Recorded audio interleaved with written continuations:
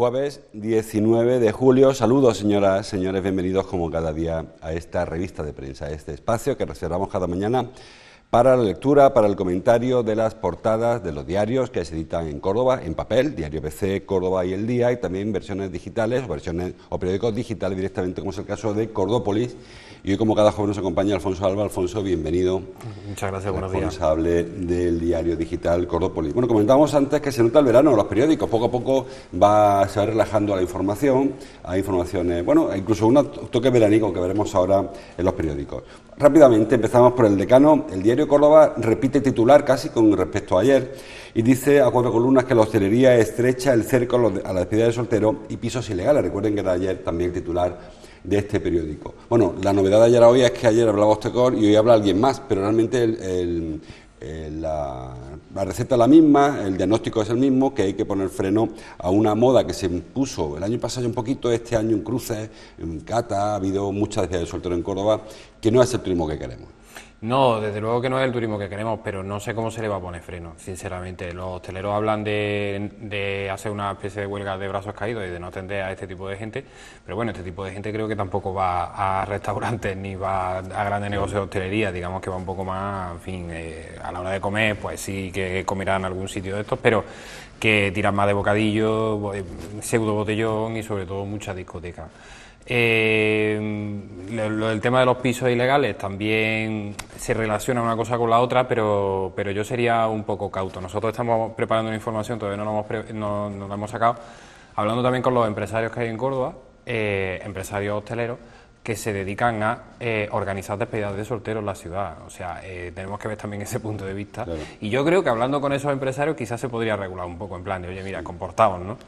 Pero bueno, vemos que esta moda, yo hace poco estuve en una boda en Sevilla, en la Plaza Nueva, y yo recuerdo que había charanga incluso con las despedidas de soltero por allí, por la Plaza Nueva. O sea, creo que es una moda no exclusiva de Córdoba, es un problema que tenemos, pero que creo que en absoluto comparado con otras ciudades como Sevilla, como Granada, donde las despedidas de solteros sí que tienen una fuerza importante. Y además me da la sensación que los empresarios, sobre todo del hospedaje, aprovechan esta historia para intentar darle un guantazo a la vivienda, a los alojamientos turísticos, porque sí, lo vinculan directísimamente. Dicen que esta gente no viene nunca a hoteles, no va nunca, sino que van directamente a la vivienda donde se meten 8, dice alguno de ellos, por 4 duros, porque esa es parte de la fiesta.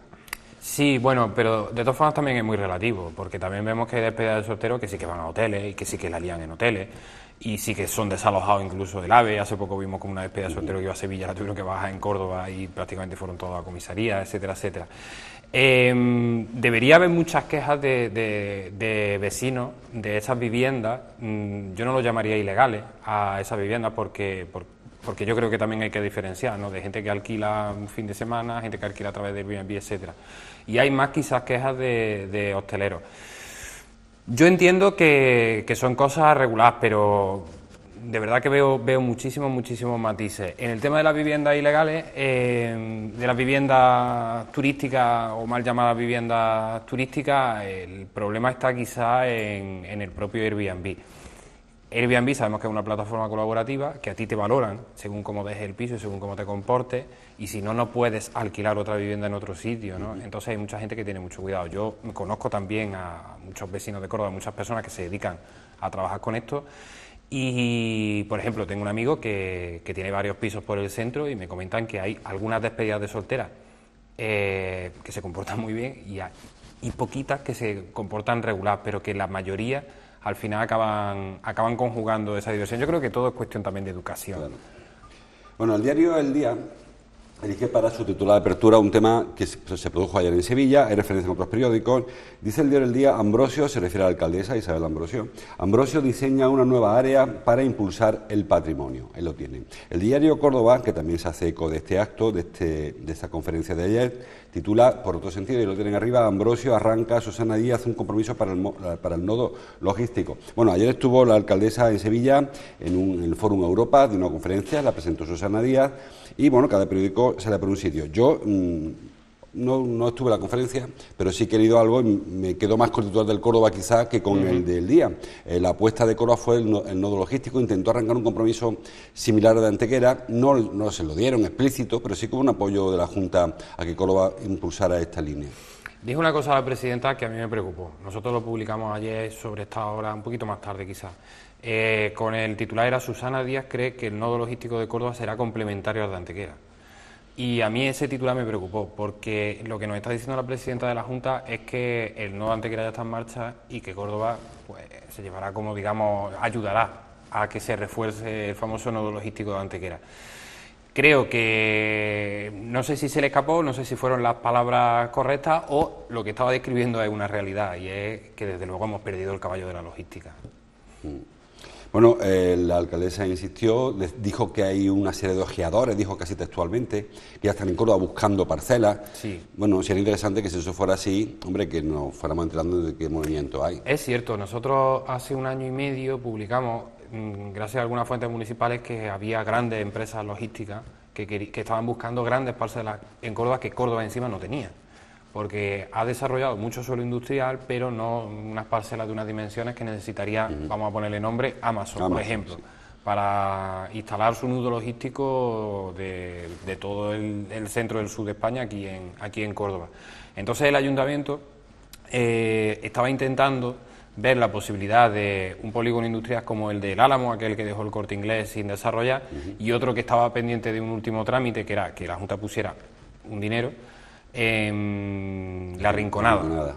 Entonces, está cerca de Cañete de las Torres. Sí, bueno, sí, al lado de la autovía, poco, sí, al lado de la autovía. Y allí sí que había una parcela de más de 200.000 metros cuadrados, que eran los que estaban interesados, pues, empresarios de este estilo.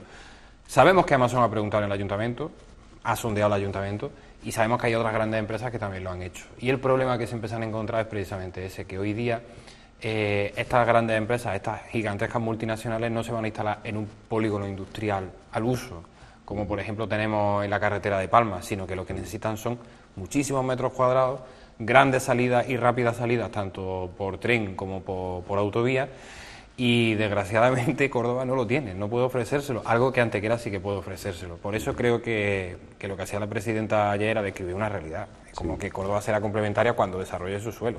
Y que lo tienen en el subconsciente y que cuando le pregunta pues se le escapa, aunque lo políticamente correcto hubiera sido ayer decir otra cosa. El diario El Día se fija en otro aspecto, en la zona, este área patrimonial, que realmente no queda claro si es que hay una reorganización municipal, si es un tema administrativo. Lo cierto es que ayer la alcaldesa también puso sobre la mesa el valor histórico, patrimonial y cultural de Córdoba y cómo aprovecharlo. Como digo, fue una pincelada que realmente no hay mucha aportación más. Es una idea, y es una idea de la que siempre se ha hablado aquí en la ciudad, y que, bueno, parece que al menos el discurso se orienta hacia ahí. A mí me gustaría verlo bastante más desarrollado. Creo que todo tiene mucho que ver con lo que ha ocurrido con Medina Sahara. Sabemos que la futura gestión de Medina Sahara no puede ser exclusiva de la Junta, sino que tiene que integrarse el resto de administraciones. Ahí tiene que entrar el ayuntamiento, por supuesto, tiene que entrar la Diputación, porque digamos que hay carreteras provinciales alrededor, e incluso el Gobierno, ¿no? Ministerio de Cultura, claro. Y quién sabe si abrir también un poco a fundaciones u otro tipo de organizaciones privadas que a través de mecenazgo, patronatos, sí, puedan trabajar en Medina Sahara, como ocurre con la Alhambra de Granada, que tampoco hay que irse muy lejos. Pero no sé si la alcaldesa se refería exclusivamente a Medina Sahara o a todo el patrimonio de la ciudad, porque sabemos que Córdoba es una ciudad con 3 declaraciones Patrimonio de la Humanidad, aunque se diga que son 4, pero son 3. Sí, 3. Y de hecho la gestión de la mezquita, esa famosa gestión conjunta de la mezquita, yo creo que pasaría por ese organismo. Y ese organismo sería el que debería reclamarlo, en el que se podría integrar perfectamente también el cabildo, y en el que se gestionaría la sinagoga, en el que se gestionaría la alcázar, en el que se gestionaría el inmenso patrimonio que tiene esta ciudad y que debería convertirse en una prioridad. Pero yo, es como siempre, yo en los próximos presupuestos lo quiero ver.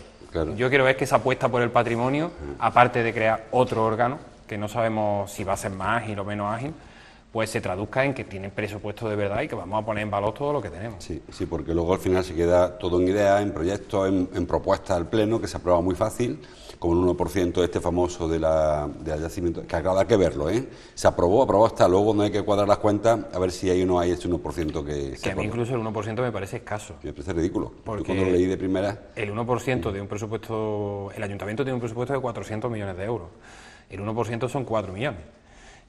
Córdoba tiene mucho más patrimonio que 4 millones, que necesitan mucho más dinero que esos 4 millones, ¿no? Evidentemente hay prioridades, ¿no? Pero creo que el patrimonio debería ser una de ellas, porque sabemos que aquí La gente viene a ver piedras, viene a ver nuestro patrimonio, viene a ver la mezquita, viene ahora a ver a Medina Sahara. Además, tú el presupuesto que tú hablas es el consolidado. Si empiezas a quitar de ahí a Ocorsa, a Sadeco, a Emaxa, y cuando te quedas con el presupuesto de verdad, veremos lo que les cae para resolver temas de Tegua, cercadillas, sí, por cualquier cosilla. Fotos. El diario El Día y el diario Córdoba se van hasta el Viso, hasta el Pantano de la Colada. Titula el diario Córdoba: La Colada estrena una playa en plena dehesa. Una foto que firma Rafa Sánchez. Y el diario El Día, otra foto, en este caso la firma Sánchez Ruiz: una playa en el corazón de la dehesa. El Viso estrena la primera zona de baño autorizada de Los Pedroches. Bueno, hace unas semanas veíamos la playa de Almodóvar, la playa de la Breña, ahora vemos la playa del Viso. Son muy parecidas, muy pequeñitas las dos, con arena que se ha traído es profeso para que la playa tenga un poquito de arena, y ahora, bueno, pues poner a disposición de los cordobeses este recurso. La verdad es que hemos hablado muchas veces, Alfonso, de la riqueza que tiene Córdoba en estos recursos hidráulicos, hídricos, de pantanos que están sin aprovechar.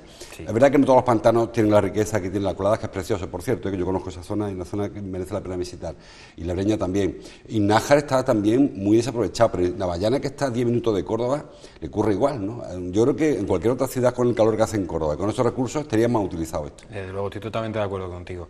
Una de las cosas que mucha gente no sabe es que Córdoba quizás puede ser la provincia de España que tenga más pantanos, sí, y que tenga más recursos hídricos y que tenga una reserva hidráulica más alta. De hecho, desde luego es la provincia que más pantanos tiene de toda Andalucía, y que esos recursos no se aprovechan más allá de para regar y para beber. Sí, regar, básicamente. Básicamente regar, porque sabemos que el 80% creo que del agua que hay en los pantanos es para riego y también para servicios industriales, ¿no? Los escasos servicios industriales de la provincia. Esa parte es poca.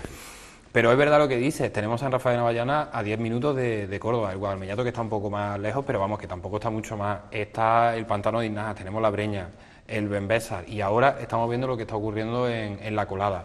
Esta es la segunda playa urbana, en Inaja hay una, que se llama Valdelagrana, creo. Valdearenas. Valdearenas, perdón, sí.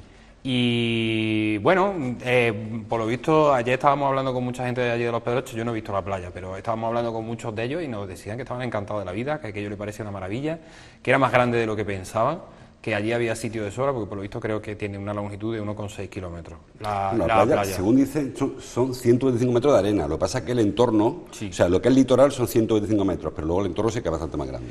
Y bueno, estaban como muy cómodos, todo el mundo estaba muy contento, el agua decían que estaba muy calentita, que se podía nadar bien y que, en fin, sin problemas, y se podía entrar incluso estupendamente. Y es cierto, no hay recursos que no se aprovechan. Tú lo sabes perfectamente que en los pantanos se pueden practicar muchos tipos de deportes hidráulicos. Está el piragüismo, incluso la vela en la Breña. La Breña es inmensa. Sí, sí, sí. El propio pantano de Puente Nuevo también hay vela, de nuevo, sí. Claro, y Nájar, claro. Pero creo que los cordobeses somos más de secano. Sí, lo que es cierto que hay muchos pantanos que hay motoras, que eso sí que es cierto, que yo creo que es incompatible con unas actividades. Sí. Pero el tema de la natación o del baño y de los deportes que no son contaminantes o no son deportes invasivos, debe utilizarse más, porque además en este caso el pantano de la Colada, en el Viso, tienen ya un merendero donde los vecinos habitualmente acuden a montar sus peroles, sus cosas, ¿no? Con lo cual es una zona ya de muy fácil acceso, con carretera hasta la misma playa, porque sí, la de la Breña está un poco más complicado, había que hacer alguna, pero esto es que estaba justo, llegabas con el coche hasta ahí, y como ese ocurre en Navallana, como tú dices, donde hay todos los días cientos de pescadores, pero no se habilita un espacio, al final no hay papelera, no hay servicio, no hay una ducha, creo que no sería tan complicado hacer eso. Bueno, yo creo que esto depende más de la Confederación Hidrográfica, que incluso que de los propios ayuntamientos, y de tomarse un poco en serio otro tipo de servicios. En cualquier caso lo han hecho ayuntamientos los dos, el de Almodóvar y el del Viso. Sí, estos han sido los ayuntamientos los que han pedido permiso a la Confederación, y la Confederación se lo ha cedido, ¿no? Y creo que la propia Confederación debería abrir, digamos, sus competencias, ¿no?, a este tipo de deportes recreativos, que no pasaría más. Sí. No sé si estás siguiendo el Tour de Francia, a mí me encanta, y siempre están esas imágenes aéreas. Ayer, por ejemplo, pasaron por un lago en los Alpes, ¿no?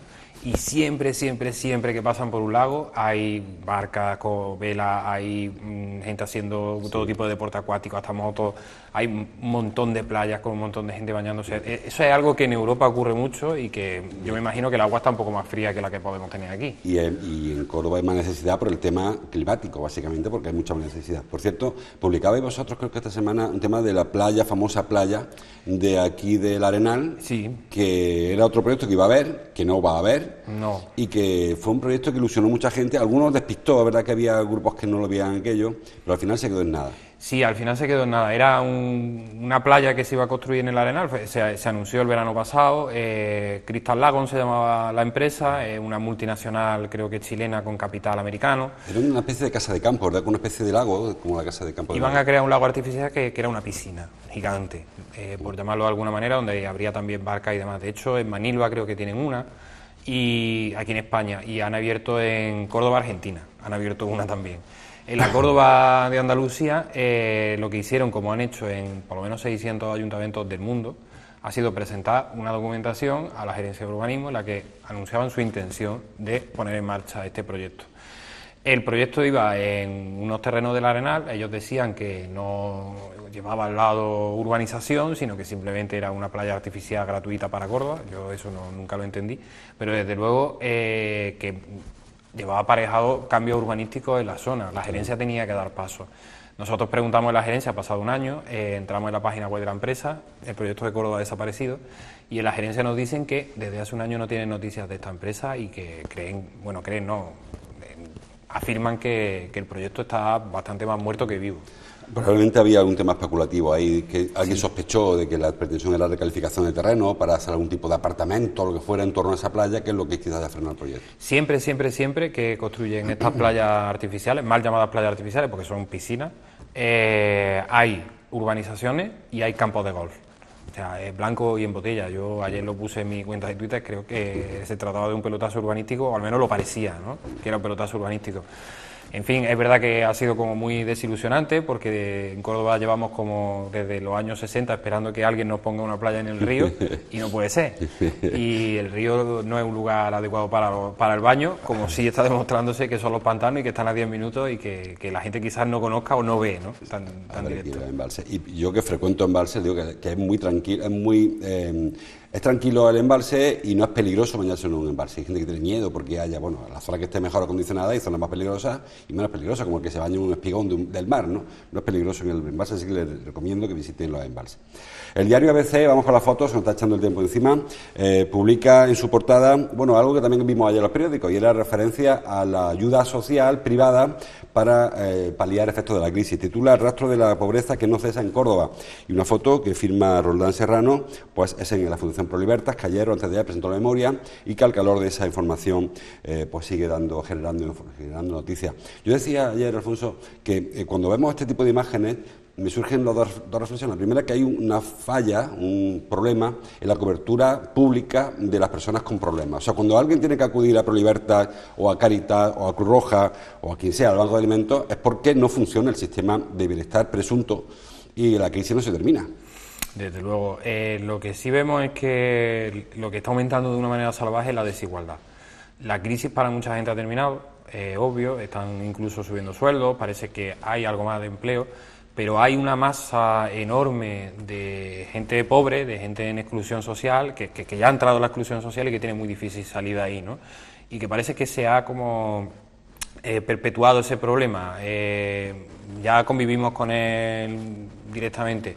Se crean pequeños guetos incluso en la ciudad y tenemos a familias enteras que dependen exclusivamente de la ayuda de estos voluntarios, como el Banco de Alimentos, como la Fundación Pro Libertas, y de comedores sociales que de luego desbordan a la administración.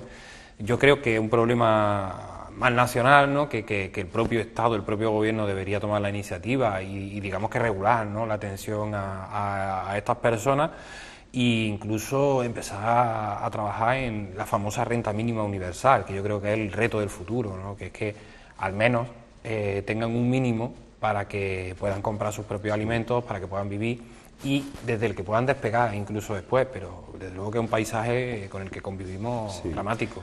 Yo decía que había dos reflexiones, la primera la segunda, que a pesar de que la ayuda, la cobertura social se ha traspasado a la empresa privada, tampoco hay ayudas públicas a esa empresa privada. Oíamos como Libertas sigue pidiendo el famoso comedor de Lepanto, y no se le aporta ni siquiera, o Cruz Roja también tiene dificultades a veces para acceder a la ayuda y a poder dar cobertura.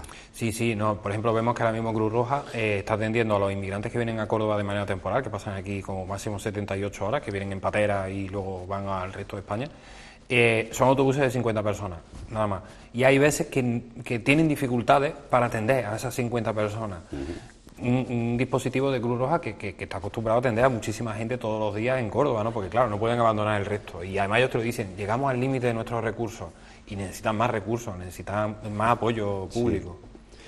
Son las 10 menos 10. Les recuerdo que a las 10 vamos a conectar con el Los Ángeles San Rafael, el programa diario, el diario de pretemporada, donde se encuentra en Segovia, digo, María Rodríguez Tarifa, y tendremos el habitual recorrido por aquella instalación donde ahí tenemos imágenes ya. Esto es en directo, 10 menos 10, como les digo. Estamos en Segovia. A las 10 tendremos a Raúl Díaz aquí con nosotros y a María Rodríguez en Segovia, Los Ángeles San Rafael, para que nos cuente cómo se está produciendo estos últimos días del stage de pretemporada. De verdad les anticipo que estamos trabajando para ofrecerles el partido Celta-Córdoba de pretemporada, que será este sábado, creo, el sábado, y podrán verlo, si avanza, yo creo que sí, en la línea que estamos negociando, avanzará para que puedan ver ustedes ese partido Celta-Córdoba, primero de la pretemporada. A las 10, diario de pretemporada, dentro de un minutito, aquí en esta casa y en CCFTV. Seguimos, Alfonso, en el diario, en Cordópolis, hay un par de asuntos que me han llamado mucho la atención relacionados con el patrimonio y el urbanismo. Dice, por ejemplo, Cordópolis que el Ayuntamiento entoldará el puente de San Rafael.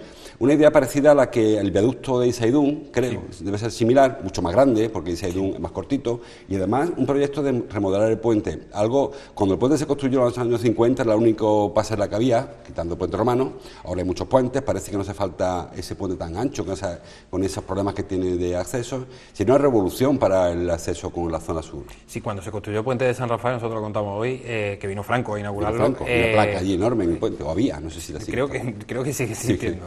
Era el puente más ancho de España. Por supuesto ya ha quedado muy superado, ¿no? por otros puentes, por decenas de puentes que hay en España. Ahora el Ayuntamiento lo que quiere es crear una gran zona de sombra porque ha detectado, bueno, y no hace falta que el Ayuntamiento lo detecte, todos lo vemos, ¿no? A diario, que se trata de una pasarela con un altísimo tránsito peatonal.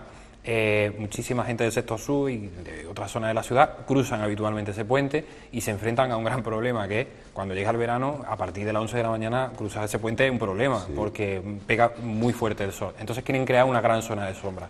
Aprovechando esa intervención, que va a financiar los fondos de DUSI, quiere incluso ampliar el espacio peatonal, ¿no? E intentar reducir también la velocidad del tráfico en ese puente. Ya se empieza a considerar también que está muy cerca de la zona peatonal, de la zona de más tránsito turístico de la ciudad, y quizás hay que apaciguarlo un poco, porque es verdad que los vehículos van muy rápido. Sí. Ahora mismo por esa acera, yo acabo de venir en bicicleta, convivimos peatones y ciclistas, y a mí en la vida se me ocurre meterme con la bicicleta por el puente por la rapidez que van los coches. Porque tampoco hay carril bici, solamente carril bici en el Arenal, el resto de puentes no se puede cruzar. No, en el Arenal tampoco.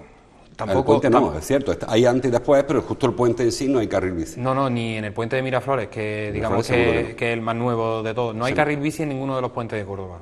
Y es un río que se cruza por bastantes sitios. Sí. Entonces tenemos que convivir, los ciclistas tenemos que convivir o jugárnosla y meternos con el tráfico, que normalmente es un peligro, sobre todo en el puente de San Rafael y en el puente del Arenal, o convivir con los peatones en la propia acera.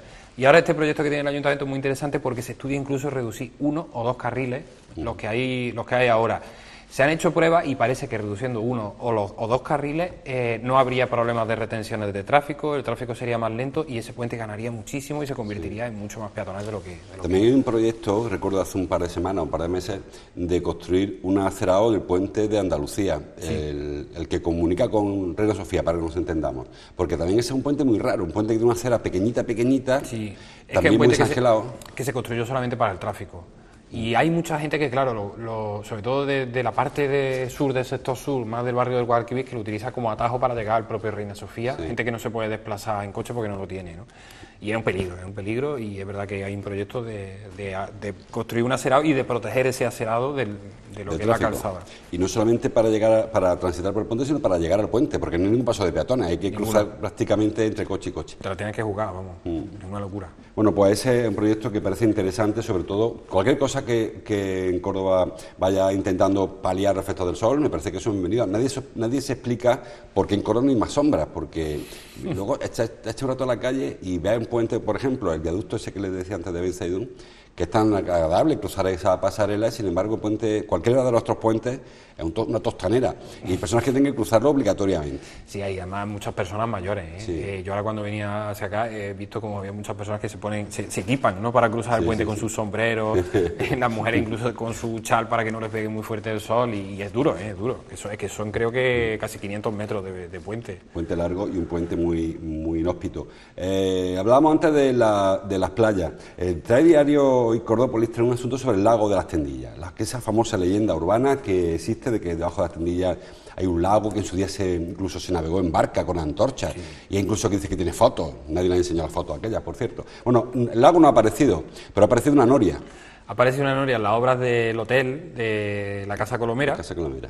Siempre se habló que el lago de las Tendillas tenía dos accesos. Uno era la Casa Colomera y otro era la Casa del Agua, en la calle Juan de Mena.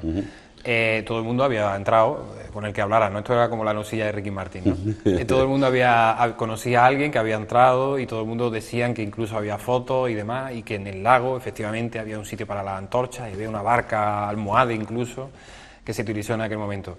Bueno, nada más lejos de la realidad. Efectivamente, en las Tendillas hay mucha agua, hay un gran acuífero, y siempre lo hubo, ¿no?, como demuestra este hallazgo. Lo que se ha encontrado en una noria, no se sabe fecha exactamente, parece que del siglo XVI, porque la trama califal está encima de esa noria precisamente, que lo que hacía era que sacaba el agua de un pozo que prácticamente estaba en superficie, y es una noria de unas grandes dimensiones. Ahora el hotel lo va a conservar, ¿no? Pero sí que con este hallazgo se ha aprovechado para bajar y para conocer un poco más de ese acuífero, y se trata de eso, de agua subterránea, sin ningún tipo de acceso humano. Por supuesto no son navegables, y tampoco se trata de, como se llegó a pensar en su momento, de un aljibe romano construido en su momento para abastecer a la antigua ciudad de Córdoba, sino simplemente se trata de un acuífero natural. Es que creo que fue Antonio Manuel el que me dijo su teoría del significado del nombre de Córdoba, que Níbero significa ciudad del agua, y que los romanos eligieron precisamente el emplazamiento de la ciudad histórica por la abundancia de agua, porque pinchara donde pinchara había agua. Claro. Y había muchísimos pozos. Es que ahora además con la ciudad urbanizada no se ve la colina de las Tendillas, que es un cerrete importante. De hecho, hemos comentado muchas veces, la altura en Obispo Fitero, en la plaza que está, la calle que está ahí al lado de la COPE, en la ciudad, la zona, esa altura está a la misma, o sea, el mismo nivel que el San Rafael de la Catedral. Sí. Porque hay un cerro importante en las Tendillas, que no se ve ahora porque está muy camuflado con los pisos. Eso provoca que haya ese tipo de acuíferos, y que, por ejemplo, me contaba un día, creo que era el párroco de la Trinidad, de la compañía, que ahí se oye agua debajo del altar, que hay un día tintaron agua ahí, apareció agua tintada en la calle La Feria, porque el acuífero es ese. Sí, de hecho hay un espeleólogo cordobés que ha estudiado como la cantidad de acuíferos que hay en la ciudad, y cómo hay un montón de agua que viene a distintas zonas de la ciudad directamente desde la sierra. Creo que era una red de kilómetros, y no sé si llegó a identificar como 50 o 60 acuíferos conectados entre sí. En muchas zonas de la ciudad. En Simago, por ejemplo, el Corte Inglés, cuando estaba allí abierto, bueno, el antiguo Simago, cuando estaba allí abierto, yo recuerdo que tenía un problema de estructura, y de hecho sigue teniendo un problema de estructura de ese edificio, y es por la cantidad de agua que tienen sus pilares, porque los pilares necesitaron, por lo visto, un montón de hormigón, y incluso hoy el agua de ese acuífero, cuando llueve mucho y cuando empieza a correr por debajo, empieza a dañarlo, y hay un problema de estructura grave. Y el propio Corte Inglés lo sabía, que había un problema de estructura grave en esa zona por esa cantidad ingente de agua. Bueno, y de hecho, solamente mirando el callejero de Córdoba, hay muchas calles que son Arroyo de San Lorenzo, Arroyo de San Rafael, porque es que hay muchos arroyos que cruzaban la ciudad antes de que se urbanizara. Se urbanizó y se quedó el arroyo cruzando la ciudad, como demuestra el topo. Ya terminando, que tengo ya muy cerca la conexión con Segovia, también otro tema de patrimonio. Dice el diario, dice Cordópolis también, que urbanismo encarga el remate de la muralla del Marrubial para hacerla visitable. La muralla del Marrubial no es una muralla artísticamente muy valiosa, porque prácticamente es tapial lo que hay, ahí no hay que otra cosa, pero bueno, es verdad que es de lo poquito que nos queda original de muralla, aunque sea una muralla almohade. Sí, bueno, claro, es una muralla almohade del siglo XI quizás, que durante la famosa fitna y la famosa guerra esta que mantuvieron los musulmanes entre sí, Pero es interesante, sobre todo es interesante en el sitio en el que está y sería interesante hacerla visitable. ¿Por qué? Porque desde algunas de sus torres se ofrecen perspectivas del casco histórico que ahora mismo no tenemos, ¿no?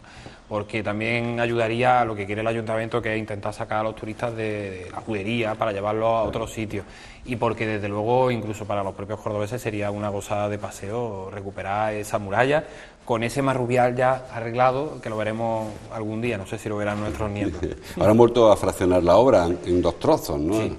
O sea, Sí, que no es es como que antes. necesitan el permiso de cultura para actuar en determinadas zonas. Entonces tenían el dinero, la gerencia, y no querían retardar más la obra. Son 100.000 euros. Esta intervención es, digamos, la primera intervención ha sido por la cara que da Ronda Marrubial, la segunda intervención va a ser por la cara que da a las casas de dentro. Al jardín de los poetas. Eso es. Esa muralla, como le decía, artísticamente no que sea muy valiosa. Las torres no son visitables por dentro, solamente la parte alta. Además son mochas. Son torres mochas, efectivamente, son para subirse encima nada más. La torre de Albarrana, o sea, la puerta de Albarrana aquella que apareció, solo están las huellas, no hay más que huellas. O sea, que realmente es una zona muy expuesta, por una zona, como decía Alfonso, la única muralla que hubo en Córdoba en la época musulmana. La otra se quedó casi incorporada a las casas. O sea, que la única defensa era la del sur, la de la jerarquía. Y la otra era prácticamente romana. Los musulmanes aprovecharon la muralla romana, que sabemos que en algunos sitios tuvo unas medidas considerables y una fortaleza impresionante. Bueno, pues otro nuevo aliciente que puede tener Córdoba, una muralla. Córdoba, como le decía, no había muralla. No sé si se podrá construir un adarve o a facilitar el acceso, porque la muralla no está muy... No, lo que querían era como que se pudiera subir a una torre y pasear levemente por un pequeño lienzo. Serían unos 20, 30 metros, pero bueno, para hacerte un poco una idea de lo que sentiría un soldado musulmán del siglo XI. Cuando venían los otros, ¿no? Lo que pasa es que no va a ver el campo abierto, va a ver la Fuensanta. Claro, porque lo que había enfrente en el marrubial era un marrubial, que es una plantación de marrubio, que es una planta que no se dedica. De hecho, y ya aquí sí que terminamos, cuando el obispo, el padre Roelas, se apreció a San Rafael, estaba en el campo. De ahí para adelante era campo. Ahora te encuentras la cruz de San Rafael en mitad de las casas, ¿no? Pero aquello era campo donde iban, en este caso, los sacerdotes a meditar, como le pasó a Roelas. Claro, de hecho fue campo hasta los años 50. Claro, hasta casi la obra nuestros abuelos lo han visto aquello como de campo. Carlos III, que es cuando se organiza todo aquello. Bueno, muchas más cosas en los periódicos, que como cada día les invito a que miren. Hay un tema también que se me ha escapado, no da tiempo, el tema de la calle Morisco, la casa renacentista, muy interesante. Ojalá fuésemos más respetuosos con el patrimonio que está oculto ahí, pared con pared, y se nos escapa. Y que se le ha encontrado una persona que iba andando por la calle. Ha encontrado una huella también de una fachada renacentista en esa casa. Como siempre, miren los periódicos, profundicen, bajen al kiosco, léanlos, porque merece la pena avanzar más de lo que nos da tiempo en este programa. Gracias, Alfonso, como cada jueves, por tu visita. Muchas gracias a vosotros. Gracias a ustedes por estar ahí. Les dejo como cada mañana con el diario de pretemporada, con Raúl Díaz, aquí con María Rodríguez Tarifa en Los Ángeles, de San Rafael y en Segovia. Hasta mañana, gracias por su atención.